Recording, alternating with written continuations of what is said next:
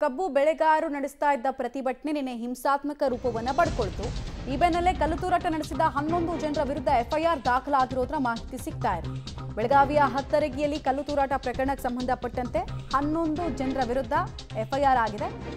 PSI Patil ಅವರು ಕೊಟ್ಟಂತಹ ದೂರಿನ ಅನ್ವಯ ಈ ಎಫ್ಐಆರ್ ರಿಜಿಸ್ಟರ್ ಆಗ್ತಾ ಇದೆ. ಪ್ರತಿಭಟನೆ ವೇಳೆ ಪೊಲೀಸರ ಮೇಲೆ ಯಾರ್ಯಾರು ಕಲ್ಲುತೂರಿದ್ರು ಅನ್ನೋದ್ರ ಐಡೆಂಟಿಫಿಕೇಶನ್ ಆಗಿರುತ್ತೆ.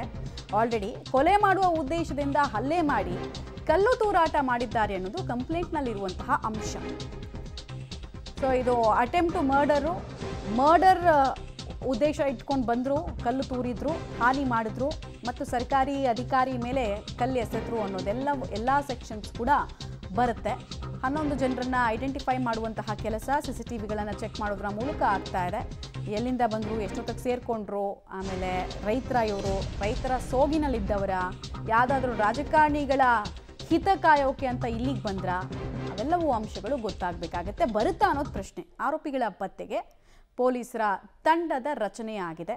11 ಜನ ಅಂತ ಹೇಳ್ತಿದ್ದಾರೆ. ಹೆಸರುಗಳೇನಾದರೂ ಹೇಳಿದ್ದಾರಾ ಅಥವಾ ಅನಾನಿಮಸ್ ಅಂತ ಏನಾದರೂ ಮಾಡ್ಕೊಂಡಿದ್ದಾರಾ, ಅದು ಕೂಡ FIRನಲ್ಲಿ ಇಂಪಾರ್ಟೆಂಟ್ ಆಗುತ್ತೆ.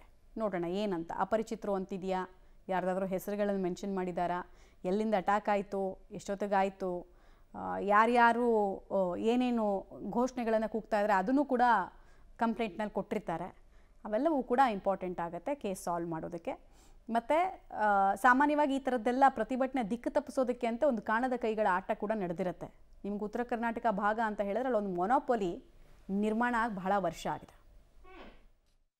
ಅವ್ರಿಗೆ 11 ಜನಕ್ಕೆ ನೆನ್ನೆ ಕಲ್ಲು ತೂರಾಟದಲ್ಲಿ ಗಾಯ ಆಗಿದೆ. ಅದರಲ್ಲಿ ಇಬ್ಬರು ಇನ್ನೂ ಇನ್ಪೇಷೆಂಟ್ ಇದ್ದಾರೆ. ಒಬ್ಬರಿಗೆ ಫ್ರ್ಯಾಕ್ಚರ್ ಆಗಿದೆ, ಇಬ್ಬರಿಗೆ ಹೆಡ್ ಇಂಜುರಿ ಇದೆ.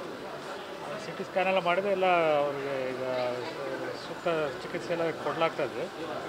ನಾವು ಈ ಬಗ್ಗೆ ಅಲ್ಲಿ ಯಮಕನಮರಡಿ ಪೊಲೀಸ್ ಸ್ಟೇಷನಲ್ಲಿ ಒಂದು ಸ್ವಯಂ ಪ್ರೇರಿತವಾಗಿ ಒಂದು ಪ್ರಕರಣ ದಾಖಲು ಮಾಡಿಕೊಂಡು ಯಾರು ಕಲ್ಲು ಹೊಡೆದಿದ್ದಾರೆ ಅವ್ರಿಗೆ ವಿಡಿಯೋಗಳೆಲ್ಲ ಕೆಲವಿದ್ದಾವೆ. ಅದನ್ನು ನೋಡಿಕೊಂಡು ಅವ್ರನ್ನ ಮುಂದಿನ ದಸ್ತಗಿರಿ ಮಾಡೋ ಪ್ರಕ್ರಿಯೆಯನ್ನು ಮುಂದಿನ ದಿನಗಳಲ್ಲಿ ಮಾಡ್ತೀವಿ. ಅಲ್ಲಿ ಮಾವಿತ್ತು, ಮಾವಲ್ಲಿ ಎಲ್ಲರೂ ಕಲ್ಲು ಹೊಡೆದ್ರು ಅಂತ ಹೇಳ್ತಾ ಇಲ್ಲ ನಾವು.